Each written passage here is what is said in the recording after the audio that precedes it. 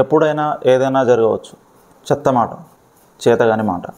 నిజంగా మనం ఎప్పుడైనా ఆలోచించామా అసలు మనం ఉన్న పరిస్థితి ఎందుకు వచ్చింది, ఎలా వచ్చింది అని? ఆలోచించాము, కానీ మన నాన్నగారిపైనో, మన భార్యపైనో, మన స్నేహితులపైనో, లేక సమాజం పైన నిందలేసి అతను మంచిగా ఉంటే నా పరిస్థితి ఇలా ఉండేది కాదు, వాడు మోసం చేయకపోయి ఉండుంటే మంచి స్థాయిలో ఉండేవాడిని, సమాజం మంచిగా లేదు కాబట్టి అన్నీ ఇలా ఏడుస్తున్నాయి అని వదిలేసి ఉంటాము. కారణం లేకుండా ఏది జరగదు. ఏదైనా జరుగుతున్నది అంటే ఏదో ఒక కారణం ఉండే ఉంటుంది. కారణానికి ఫలితానికి మధ్య సంబంధాన్ని వివరించేదే కర్మ సిద్ధాంతం. ఇంగ్లీష్లో చెప్పాలంటే కాజ్ అండ్ ఎఫెక్ట్ థియరీ. కర్మ అంటే ఒక పని, అది మంచిదైనా కావచ్చు, చెడు అయినా కావచ్చు. ఉదాహరణకు ఒక కారు ప్రమాదం అయింది, 2 వ్యక్తులు చనిపోయారు. ఒకటి, ఆ ప్రమాదం చేసిన వ్యక్తి ఒకవేళ మంత్రివర్గ కుటుంబానికి చెందినవాడైతే అతనికి ధైర్యం, కాపాడడానికి ధనం, అధికారం, ఇంకా మాట్లాడితే అమ్ముడు పోయే న్యాయం ఉంది కాబట్టి మనసు అంత ఒత్తిడికి గురి కాదు, ఆరోగ్యం కూడా అంతగా చెడిపోదు. ఇంకా శిక్షణ అది నామ మాత్రమే. 2, ప్రమాదం చేసిన వ్యక్తి సాధారణ మధ్యతరగతి వర్గానికి చెందినవాడైతే ముందు చెప్పిన ధైర్యం ఏమీ అతనికి ఉండదు. అనారోగ్యం, కఠిన శిక్ష, ఇంకా కుటుంబ అల్లకల్లోలం. 2 చేసిన కర్మ ఒకటే, కానీ ఫలితాలు వేరువేరు. కర్మ చేసిన వ్యక్తి ఉన్న కుటుంబం, అతనికి ఉన్న మానసిక స్థితి, ఆర్థిక స్థితి, ఇంకా అతనికి ఉన్న సామాజిక స్థితిపైన ఫలితం ఆధారపడి ఉంటుంది. ఇది ఏ 2 వ్యక్తులకు ఒకే విధంగా ఉండదు. అలానే ప్రకృతి వ్యవసాయం చేస్తున్న రైతు, ఇంకా ఉద్యోగం చేస్తున్న ఉద్యోగి ఒకటే అలవాట్లు, అంటే ఒకటే సమయానికి నిద్రలేవడం, ఒకే రకమైన భోజనం చేయడం, ఒకే సమయం పని చేయడం. అయినా కూడా ఇద్దరికి ఆరోగ్యం వేరు ఉంటుంది. వ్యత్యాసం మాత్రం ఒకటే, ప్రకృతికి దగ్గరగా ఇంకా దూరంగా. అలానే ఏ 2 వ్యసనపరులకు ఒకే రకమైన హెల్త్ ప్రాబ్లం ఉండకపోవచ్చు.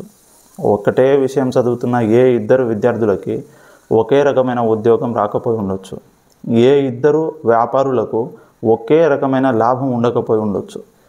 చేసే పని ఒకటే, కానీ వచ్చే ఫలితాలు ఒక్కటి కావాల్సిన అవసరం లేదు. ఒకరి కర్మని ఒకరికి సాయం చేయవచ్చు, లేదా దానం చేయవచ్చు. ఒక పనిని చేయాల్సిన టైంలో చేయకపోయి ఉండడము, లేదా చేయకూడని టైంలో చేయడం మాత్రమే మన ప్రస్తుత పరిస్థితికి కారణం. ఉదాహరణకి మా స్నేహితుని తండ్రికి కొంచెం మానసిక చంచలత్వం ఉండేది అని వారు నాకు చెప్పారు.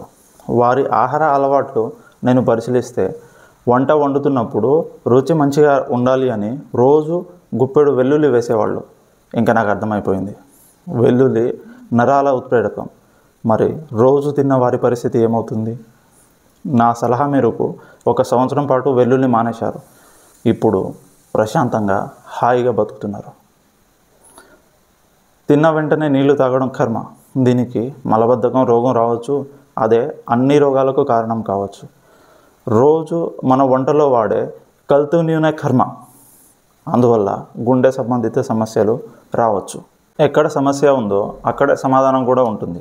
కానీ మనం తప్పు చేశాం అంటే ఒప్పుకోం కదా, అందుకనే దేవుణ్ణి నిందిస్తాం. కానీ కామెడీ తెలుసా, దేవునికి కూడా కర్మ నుంచి రక్షించే అవకాశం లేదు. దేవుడు మనం చేసిన కర్మకి ఏ జన్మ ఎత్తాలి, ఎవరి గర్భాన ఉదయించాలి అనేది మాత్రమే నిర్ణయించేలా చేస్తాడు. దాన్నే ప్రారబ్ధ కర్మ అంటారు. దానిని మనం గర్భాన ఉదయించక ముందు సంస్కారం ద్వారా మార్చుకోవచ్చు. అది ఎలాగో తర్వాత వీడియోలో చెప్తాను. మిగిలినవి మనం చేసుకున్న స్వయంకృత అపరాధాలు మాత్రమే. కర్మని తొలగించే ఖచ్చితమైన మార్గం అది తొలగేదాకా స్పందించకుండా ఉండడం, మన ధర్మాన్ని మనం ఆచరించడం మాత్రమే. You don't react to it, just follow your ధర్మ. కర్మ విల్ ఆటోమేటికలీ వ్యానిషెస్. మన నాన్నగారు చేసిన పుణ్యాలు అలానే పాపాలు కూడా మనం అనుభవిస్తాం. అదే బాగా డబ్బు సంపాదించి ఇవ్వడం, లేదా విపరీతంగా అప్పు చేసి ఇవ్వడం, ఇలాంటివి. అలానే చాలా విషయాల్లో మన ప్రమేయం లేకుండానే కొన్ని కర్మలు మన ఖాతాలో వచ్చి పడతాయి. మాతృభాషని వదిలేసే చదవడం, సమాజంతో పాటు సాంప్రదాయాలని వదిలివేయడం, ఇంకా జ్ఞానాన్ని వదిలేసి మూఢనమ్మకాన్ని పట్టుకోవడం, స్వయం సమృద్ధిని వదిలేసి ఉద్యోగాల బాట పట్టడం, అలా ఎన్ని అయినా ఆ అజ్ఞాన అంధకారాన్ని మన భవిష్యత్తు తరాలకు రాకుండా మనమే ఆపుదాం. అణువణువున జ్ఞానంతో వెలిగే అఖండ భారతాన్ని అందిద్దాం. క్యాన్సర్ ఎందుకు వస్తుంది? ఆడవారికి నెలసరి ఎందుకు తప్పుతుంది? పుట్టిన పిల్లలకి బుద్ధిమాంద్యం ఎందుకు వస్తుంది? వర్షాకాలంలో వర్షం ఎందుకు పడట్లేదు? అలానే అందరి మొహం పైన చిరునవ్వు ఎందుకు ఉండట్లేదు? మనిషి పుట్టకముందు తాను చేసిన కర్మలు ఏమిటి? చనిపోయాక అనుభవించే భోగాలు ఏమిటి? ఇలా ఆధునిక విజ్ఞానానికి ఎందుకు అన్న ప్రశ్నకు సమాధానం చేసే దమ్ము లేదు. దానిని నివారించే ఉపాయం కూడా లేదు. ఒక్క సనాతన ధర్మానికి మాత్రమే తప్ప. ఆధునిక విజ్ఞానం మనం నమ్మే తియ్యటి అబద్ధం. సనాతన ధర్మం మనకు మింగుడు పడని చేదు నిజం. మన ధర్మం మనకు తెలియదు అంటే మనం అంగట్లో అమ్మబడడానికి సిద్ధంగా ఉన్న వస్తువులతో సమానం. ఎవరైనా కొనవచ్చు, ఎక్కడైనా అమ్మవచ్చు, ఇంకా ఎలాగైనా వాడుకోవచ్చు. పచ్చిగా చెప్పాలి అంటే అదే దరిదాపుగా ఇప్పుడు ఉన్న ప్రస్తుత భారతం. మన కర్మలు మంచిగా ఉండాలి అంటే మన ధర్మం మనకు తెలిసి ఉండాలి. ధర్మం తెలియాలి అంటే మనకు వేరే దిక్కు లేదు బాస్, శాస్త్రాల శరణు వేయడం తప్ప. అందుకనే go back to the Vedas. దేహం, దేశం, ధర్మం కాపాడే బాధ్యతలో నాతో పాటు మీరు పాలు పంచుకోండి. మీరు చేసే ఒక్క లైక్ 10 మందికి వీడియో చూపిస్తుంది. అలానే షేర్ చేయండి, సబ్స్క్రైబ్ చేయండి. వీడియో పైన సలహాలను కామెంట్లో చెప్పండి.